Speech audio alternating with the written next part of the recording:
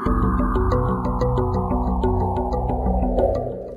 an era of globalization, fast media, technology, we are more connected than ever with every person in the world. You can make business with people in Germany, with people in Brazil, with people in Peru, in Japan, at any time of the day, with people from different ages, different genders, different economical status. Today is a different world.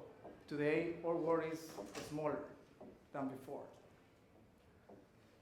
30, 40 years ago, it was not possible. I do remember my brother went to study in Russia when I was 10.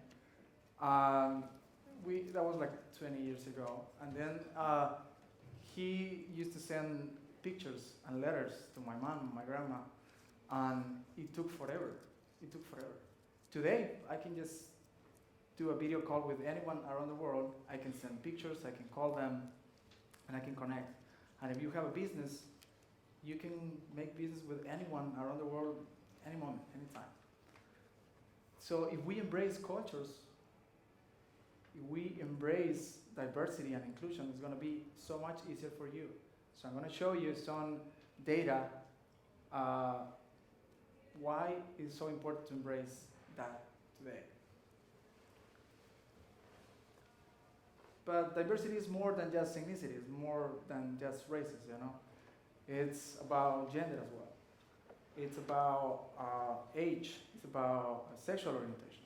Not just I'm from Europe, or I'm from Africa, or I'm from South America, no. Diversity is about different things, like age, like as I said before, gender, religion, age, and many more things. So it has been proven that racial diverse groups or teams outperform non-diverse teams by 35%. Just imagine that. Imagine that you have a business around the world that is selling shoes in Japan or in Asia. If you put together a diverse team in your business, it's proven that it can outperform a non-diverse team by 35%. Imagine, if you have a business, you know what it is, 5 to 10% more profit a year. So imagine 35%. It's been proven. According with Forbes, they did a study.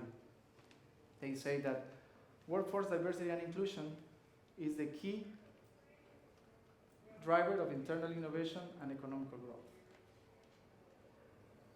Some sociologists and experts in the field have said that diverse problem solvers can outperform a group of high ability problem solvers. Imagine that. You can have the best team in the world, but if it's not diverse and you put a diverse team next to that one is gonna outperform that one. Companies with diverse executive boards enjoy higher earnings and returns on equity. And according with Harvard School of Business, say multicultural networks promote creativity. So if we see that all of these advantages about diversity and cultures and innovation, so why people is not doing this? What is wrong? If we see so many benefits of being inclusive and embracing cultures and diversity, why we're still having so much problems today? Will we find out why? I'm going to put you a few examples of people who have come from other cultures and what happens when we embrace them, when we give them the opportunity to dream and to put things together. You might know Tesla, right? Great company. Elon Musk, he was born in South Africa. He studied in Canada and he came here in the early 20s. And today he has one of the most successful companies in the world, Tesla and SpaceX, which is valuable more than $20 billion. It's a clear example what it happens when we can embrace other cultures, other minorities. Another example, Jerry Yang, one of the founders of Yahoo. He came from Taiwan when he was 12. He didn't know any English. Another example, the richest man in the world, founder of Amazon. His father, who came from Cuba when he was 16, he didn't know any English. So he grew up in a very diverse, culturally oriented family. And the last one, Steve Jobs. He was adopted. So her mom was of Armenian descent, and his father, adopted father, grew up in Syria and studied in Lebanon. Those are clear examples of how, if we are open and we embrace different cultures, and we are inclusive, what it can happen. Of course, not everyone that we include from other cultures, from other ethnicities or genders is going to end up being Steve Jobs or anything like that. But we have clear examples what it can happen if we are open-minded to this. This company, Frito-Lay, put together a Hispanic employee team to create a new guacamole sauce. So they put this very diverse group, and they create a guacamole sauce that was able to sell almost $100 million. They were trying to do different type of sauces within the company, never got a result. They put together a very diverse group, and they create this wonderful sauce that is valuable almost $100 million.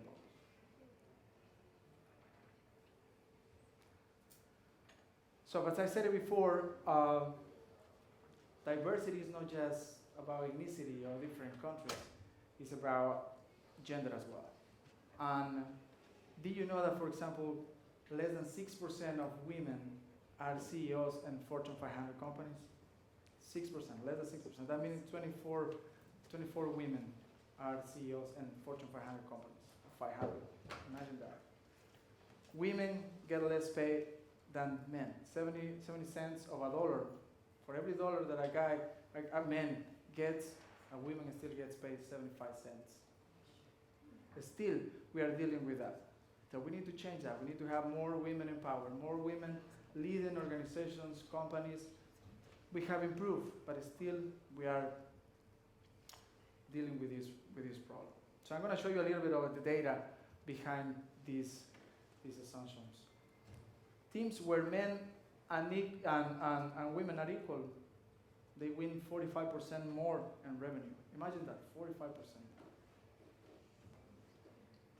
Whoever is doing business now, you should definitely include more women in your team. Because 45% in any business is quite a number. If I have a business, I make 2 or 3% more a year, I'm happy, but 45% is pretty impressive. Companies with more women board members experience greater financial performance. So anyone here who has companies or institutions, please put more women and on your board of directors. Why? Because it can become more productive, and women tend to be a little bit more problem solving, so they are better in that. So we need to do that. And I studied using 219 countries from 1970 to 2009 shows that for one more year of education that women has, child mortality decreases by 10%. So imagine if we start including more women in education and business, how we can definitely make an impact, a change in our society. So now we have a problem, right? Because the data, the studies show that we can improve our world. We can have more productivity, we can create more innovation, we can have a better world. So what is the problem? Why we are still not yet there? Well, we have a little problem, it's called stereotypes. We all have, from different cultures, different backgrounds, we all have. So we need to change that. We need to start working with that. Or maybe most of you, all of you don't have stereotypes anymore, but maybe you have an unconscious bias, right? Not knowing that you have that perception towards this race, or that gender, or this sexual orientation group. So we need to improve that. We need to change that.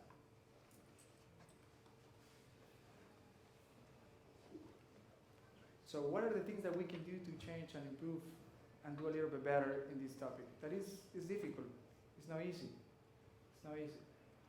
Number one, whenever you go and travel, talk to the locals, because I have so many friends who have been abroad and they just go take a picture in the nice museum, the nice cafe, and the nice restaurant, but they never talk to the locals. So you should have that chance whenever you go and travel. Talk to the locals, know them a little bit more, learn their life's experiences, talk to them.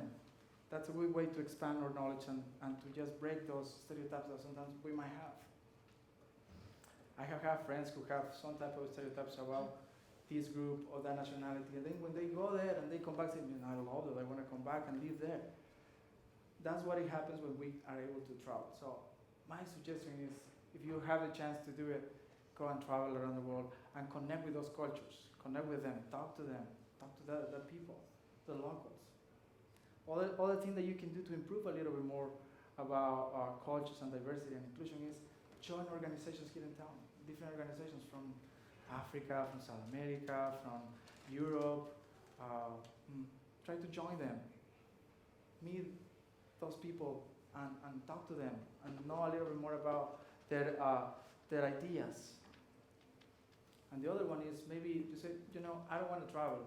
I don't have time to go to an organization either. So I'm pretty sure that you have coworkers or classmates or neighbors that are from maybe Taiwan, maybe from Germany, Mexico, anywhere. So go and talk to them. Say hello to them. You don't have to be their best friend, but at least talk to them. And then you can know where are they coming from and where are they going for.